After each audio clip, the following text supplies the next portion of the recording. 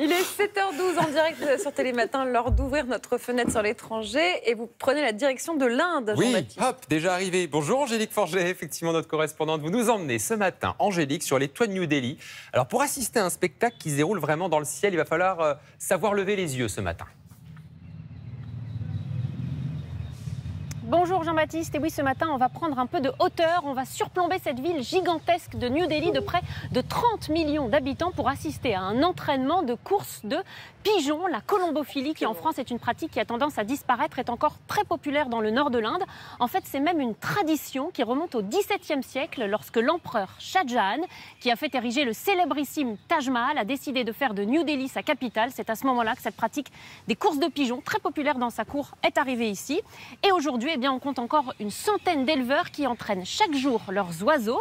Regardez ce reportage de Lucie Berbet et Bhavan Goswami. Au-dessus des rues étroites et bondées du vieux Delhi, des nuées de pigeons s'emparent du ciel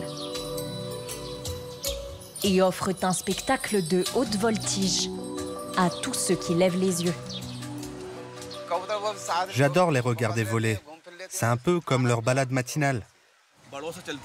Ces vols de pigeons ont toujours fait partie du vieux Delhi. Depuis mon enfance et même avant, quand mon père et mon grand-père étaient petits. Car ces vols parfaitement coordonnés sont le fruit d'une tradition locale vieille de plus de 5 siècles, dont seuls quelques maîtres pigeonniers connaissent les secrets. Voilà mes pigeons. J'en ai 350 au total. Sur son toit terrasse qui surplombe le vieux Delhi, Tariq Khan, l'un des meilleurs éleveurs du pays, entraîne chaque matin ses pigeons pour la plus prestigieuse des compétitions. Une chorégraphie aérienne dont Tariq est le chef d'orchestre. Là, je leur indique de continuer à voler. Si je m'arrête, ils vont venir se reposer. Pour l'emporter, les pigeons doivent parcourir la plus longue distance. Certains volent sur plus de 20 km. Ils sont guidés tout au long du parcours par des siffleurs. Venez les enfants. Stop. Ces pigeons sont de vrais athlètes. Mais avant tout, je les vois comme ma famille. Je les aime autant que ma femme et mes enfants. Les compétitions ouvertes au pari permettent aux éleveurs de gagner plusieurs milliers d'euros. Il les aime autant que sa femme et ses enfants. Bah dis donc, en Inde, c'est vraiment du sérieux, les pigeons. Ah ben non, revenez. Angélique, c'est très sérieux en tout cas les pigeons, parce que dans le sud du pays, la police possède même un service de pigeons voyageurs.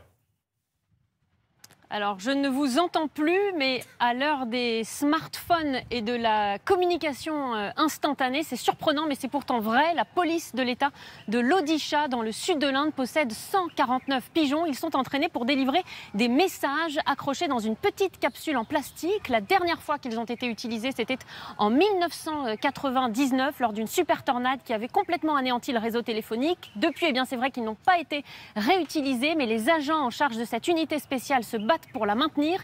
Ils assurent qu'un pigeon ne faille jamais à sa mission quand le réseau Internet, comme vous le voyez aujourd'hui parce que je ne vous reçois plus, eh bien, est parfois capricieux.